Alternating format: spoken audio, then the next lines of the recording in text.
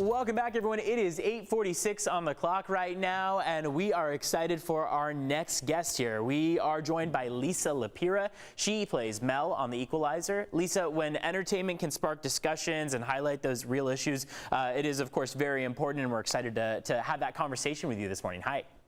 Hi, thank you for having me. Of course, thanks for being with us. So we want to start off with you telling us, of course, about The Equalizer. For people who haven't seen the show, tell us what it's about. Okay, well, The Equalizer is based on a show that actually happened in the 80s.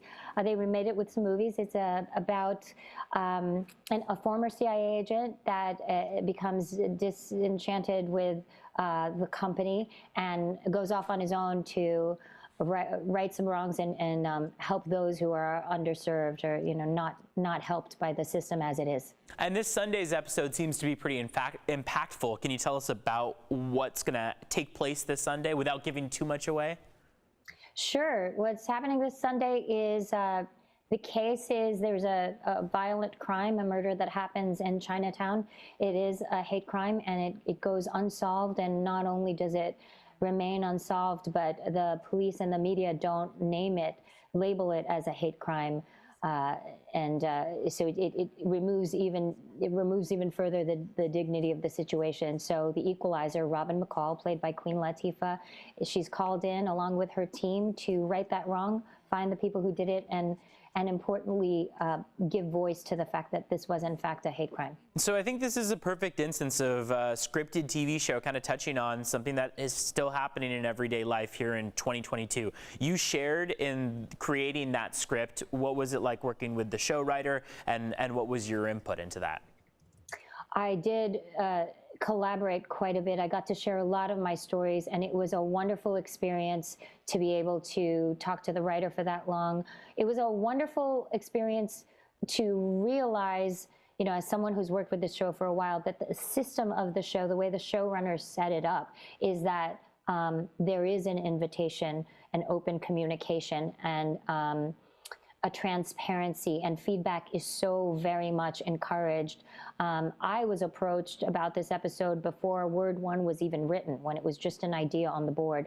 And they were so emotionally intelligent about it. They checked in with me both about my comfort level about tackling the subject matter as a human, and then also my comfort level in talking to the writer as an artist. And then after I said that both were fine with me, months later, when it came to pass, I spoke with the brilliant writer of this episode, Zoe Robin, and she mostly listened, which was also a genius part of it. She actively listened to the many, many, not only stories, but my point of view of what was going on.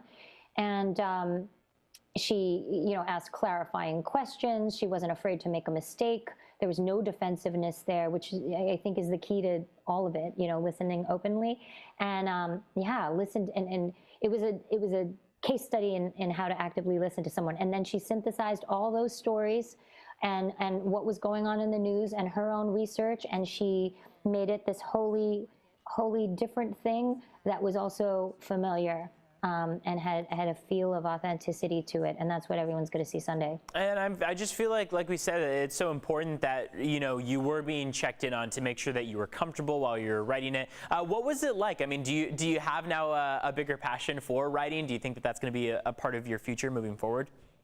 I have a passion for writing. I have a passion for what I'm doing now as an actor, following this model of how to tell these difficult stories. So I have a passion for it in my show. It's already in place, it seems, but I also am excited about the prospect for other shows to have this, because we all want to tell these difficult global stories, right? And the only way to tell these difficult global stories is to really check in and be vulnerable and say, I don't know, and really empower the people that they're inviting to the table to hold the reins. It's not decorative, it's not lip service, but to be really like, what do you think? It takes a lot of vulnerability and courage on their part, and it takes a lot of vulnerability and courage for the people being invited to the table. And that's the only way we're going to tell great stories in a truthful, respectful, authentic manner. So yeah, I'm excited about both those things. And we only have a few seconds left, but at a very basic level, what's the importance of telling those kinds of stories? For people who think, you don't need to be going into too much detail of what's happening in the world, you guys have a pretty big platform. I mean, what's the importance of telling those stories? I think the importance is so that people can see themselves. I mean, the purpose of art is to hold up a mirror to what's going on, right? And I think that when people see themselves, and I'm talking about people that look like me and also people that don't look like me, but are allies, coworkers, loved ones, or just people that are in a community that wants to succeed. It's important for them to see themselves in entertainment and see that reflection and then course correct. Am I being an ally? Am I speaking up if I say something? Am I calling for help?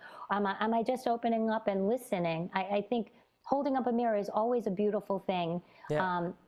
Yeah. Beautiful. Liza Lapira, thank you for joining us this morning. We appreciate you. You put it together so eloquently. Oh, thank you so much. Thanks for having me. We appreciate it. And the Equalizer on Sunday at 8 p.m. Don't miss it. It's going to be a very fun episode, as you heard there, but also one that tackles some tough subjects. So, Liza Lapira, we appreciate you so much. Thank you.